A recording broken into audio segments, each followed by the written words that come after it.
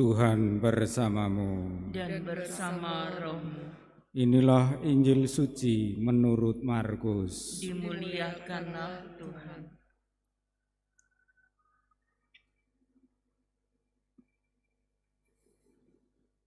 Sekali beristiwa datanglah orang-orang Farisi dan bersoal jawab dengan Yesus. Untuk mencobai dia, mereka meminta daripadanya suatu tanda dari surga.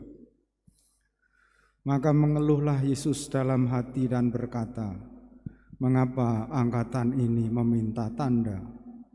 Aku berkata kepadamu, sungguh kepada angkatan ini sekali-kali tidak akan diberikan tanda." Lalu Yesus meninggalkan mereka. Ia naik ke perahu dan bertolak ke seberang. Demikianlah Injil Tuhan. Terpujilah Kristus.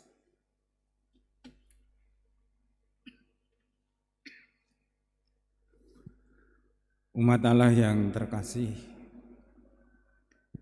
pada peringatan Santo Cyrillus dan Methodius, kita diingatkan pentingnya inkulturasi dalam gereja. Cyrillus dan Methodius sungguh-sungguh ingin memajukan dan mengembangkan gereja. Maka kitab suci diterjemahkan ke dalam bahasa Rusia. Liturgi-liturgi pun dipadukan dengan budaya setempat.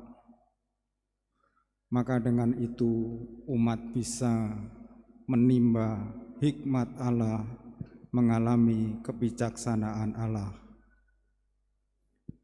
Inkulturasi harus berkembang terus sampai hari ini. Tentu pada zaman Cyrillus dan Methodius hal tersebut dianggap tabu karena bahasa asli Perjanjian Lama bahasa Ibrani dan Perjanjian Baru bahasa Yunani. Tetapi mereka dengan berani mengadakan inkulturasi dan menerjemahkan kitab suci dan liturgi ke dalam bahasa setempat. Kalau ditilik dari sikap mereka dalam mengembangkan gereja, mereka memperoleh hikmat yang datang dari Allah. Hikmat itu datangnya dari Allah. Hikmat itu anugerah dari Allah. Hikmat atau kebijaksanaan membuat manusia bisa memahami Allah, menghayatinya dalam kehidupan sehari-hari, dan mengalami kerahiman Allah. Orang-orang Farisi jelas tidak mempunyai hikmat dari Allah, tidak memiliki kebijaksanaan dalam hidup, karena mereka meminta tanda dan mencobai Yesus. Padahal Yesus baru saja memberi tanda kepada mereka dengan mengubah roti menjadi sangat banyak. Roti itu cukup untuk makan 4.000 orang dan sisanya 7 bakul penuh.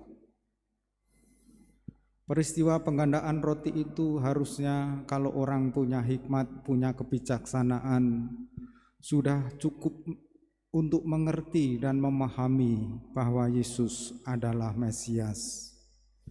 Tetapi mereka terus mencobai Yesus. Dan tampaknya Yesus meninggalkan mereka, lalu naik ke perahu dan bertolak ke seberang, terus mewartakan kabar gembira keselamatan. Mari kita memohon terus-menerus agar kita memiliki hikmat Tuhan, agar kita memiliki kebijaksanaan dari Tuhan. Santo Fransiskus dari Asisi mengatakan, hikmat, kebijaksanaan bisa mengacau balaukan iblis dan segala kelicikannya. Kalau kita mempunyai hikmat atau kebijaksanaan, iblis akan kacau balau dengan segala kelicikannya dan kita pasti menang.